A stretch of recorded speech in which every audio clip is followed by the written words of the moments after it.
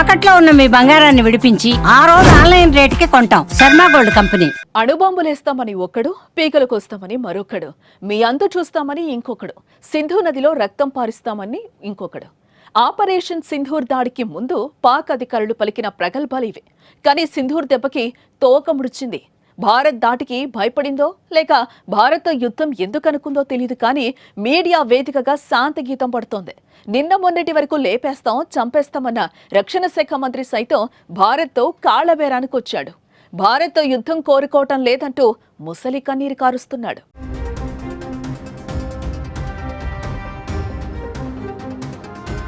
పహల్గామ్ ఉగ్రదాడికి ప్రతీకారంగా భారత త్రివిధ దళాలు ఆపరేషన్ సింధూర్ పేరుతో మంగళవారం అర్ధరాత్రి పాకిస్తాన్ పీఓకేలోని ఉగ్ర స్థావరాలపై విరుచుకుపడ్డాయి. కేవలం 25 నిమిషాల వ్యవధిలోనే బలగాలు తమ పని చేసుకుని వచ్చేశాయి. అర్ధరాత్రి అందరూ ఆదమర్చి నిద్రిస్తున్న వేళ భారత్ మెరుపు దాడులకు దిగింది. కేవలం 25 నిమిషాల్లోనే పాక్ పీఓకేలోని 9 ఉగ్ర స్థావరాలను నేలమట్టం చేశాయి.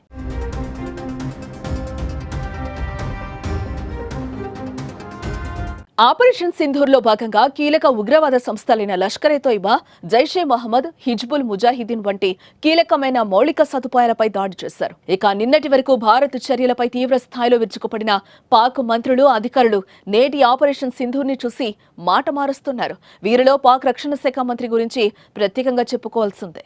నిన్నటి వరకు భారత్పై అణుబాంబుతో దాడి చేస్తామంటూ బెదిరించిన పాక్ రక్షణ శాఖ మంత్రి ఖ్వాజా ఆసిఫ్ నేడు మాట మార్చారు. నిన్నటి వరకు యుద్ధం అంటూ ఉవ్వెళ్లూరిన పాక్ రక్షణ శాఖ మంత్రి నేడు శాంతి రాగం ఎత్తుకున్నారు. ఆపరేషన్ సింధూర్కి ఒక రోజు ముందు వరకు కూడా పాకిస్తాన్ డిఫెన్స్ మినిస్టర్ ఖ్వాజా ఆసిఫ్ ఓ మీడియా సంస్థకి ఇంటర్వ్యూ ఇస్తూ భారత్పై అణుబాంబుతో దాడి చేస్తామని, ఒకవేళ యుద్ధం గనుక వస్తే ఇరు దేశాల ప్రజలు బతకలేరని బీరాలు పలికాడు. తీరా నేడు ఇండియన్ ప్రభుత్వం త్రివిధ దళాలతో కలిసి పాక్ పీఓకేలోని ఉగ్ర స్థావరాల మీద దాడి చేయడంతో మాట మార్చి శాంతి రాగం ఎత్తుకున్నాడు. ఈ సంఘర్షణకు ముగింపు పలకాలన్నాడు. ఈ విషయంలో భారత్ తగ్గితే తాము కూడా ఓ అడుగు వెనక్కి వేస్తామని వెల్లడించాడు. ఆసిఫ్ ఇలా మాట మార్చడంపై తీవ్ర విమర్శలు వస్తున్నాయి. చాలా మంది ఆసిఫ్ తీరును ఖండిస్తూ భారత చర్యల వల్లనే ఇలా మాట మార్చాడని, ఇది దౌత్యపరమైన తిరోగమనమని అభివర్ణిస్తున్నారు.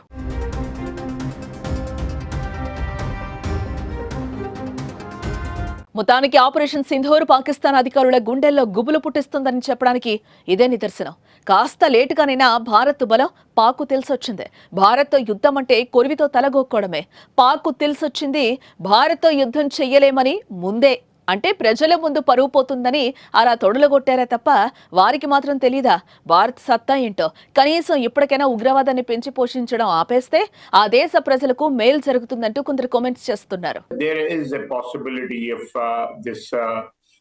Conflict, expansion of this conflict into a full-fledged war, which we are trying to avoid. But last night, they crossed the international boundary. We have working boundary, international boundary, and control line. So the other two are, they involve disputed territories. But crossing the international boundary, this is the clear-cut violation and invitation to expand the conflict, and maybe, convert it into something much more wider and much more dangerous for the region. What happens next? Finally? What happens next? What happens next is we are prepared for an all-out war also. This is absolutely no doubt, because India is increasing the intensity, increasing the stakes in this conflict. So we should be prepared for an all-out war. Otherwise, we cannot be caught with our guards down.